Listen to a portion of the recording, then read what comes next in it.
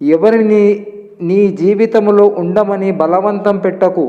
నీ వ్యక్తిత్వం నచ్చిన వాళ్ళు ఎన్ని సమస్యలు వచ్చినా ఎదిరించి నీకు తోడుగా నీతోనే ఉంటారు. నువ్వంటే ఇష్టం లేని వాళ్ళు కారణాలు వెతికి మరీ దూరం అవుతారు. చేతితో దీపాన్ని ఆర్పినట్టు వెన్నెలను ఆపుట సాధ్యమా? గంగలో మునిగిన నుదిటి రాత మారునా?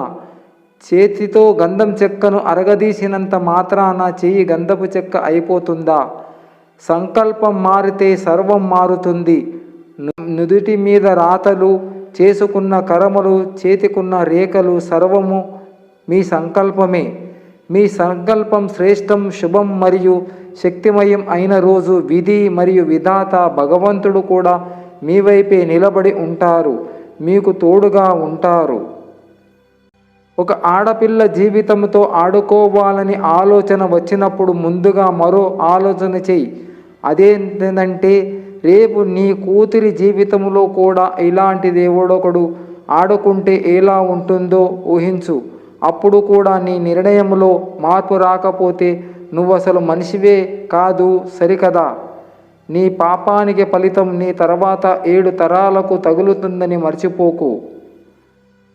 తప్పు చేస్తున్నప్పుడు వెనక్కి లాగేది, నీలో లోపాన్ని ఎత్తి చూపేది, మంచి చెడు తెలియజేసేది, నువ్వు బాగుంటే తృప్తిగా ఉండేది ఎవరో కాదు, నీ అంతరాత్మే. లోకంలో ఎవరినైనా మోసం చేయగలవేమో కానీ అంతరాత్మను మోసం చేయలేవు. గాయపరిచిందని గతాన్ని కలిసి రావట్లేదని కాలాన్ని నిందించరాదు. ప్రతి నదికి ఒక మలుపులా ప్రతి జీవితానికి గెలుపు రాసిపెట్టి ఉంటుంది.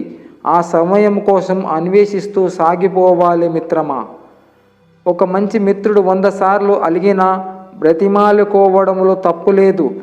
దారం తెగి హారంలోని ముత్యం పడిపోతే పోతే పోని అని వదిలేయక దండలో తిరిగి కూర్చుతాము కదా. ఇది అలాగే. మంచి మిత్రుడు ముత్యం కన్నా ఎక్కువ. అప్పుడప్పుడు నా మనసుకు బాధగా ఉంటుంది. నేను బాగా ఆలోచించాను ఎందుకు ఇలా అని. అప్పుడు నా మనసుకు తెలిసింది, నేనెవరి నుంచి ఏది అతిగా ఆశించకూడదు, ఎదురు చూడకూడదు. అది సహాయం కావచ్చు, ప్రేమాభిమానాలు కావచ్చు.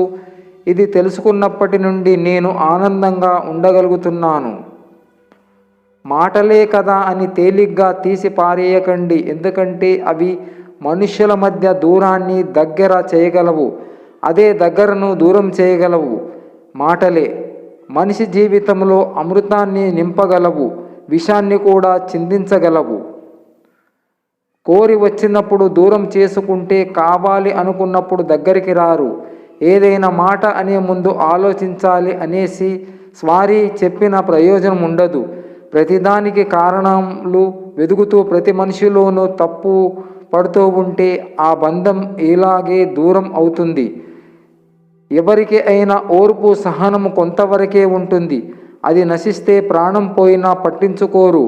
ఏదైనా ఉన్నప్పుడు విలువ నిలబెట్టుకోవాలి, బంధాన్ని గట్టిపరుచుకోవాలి. మన గురించి నలుగురు ఏమనుకుంటున్నారో అని ఆలోచించే కన్నా మన గురించి మనం ఏం ఆలోచిస్తున్నాం అనేది ముఖ్యం. ఎందుకంటే మన జీవితం మనదే.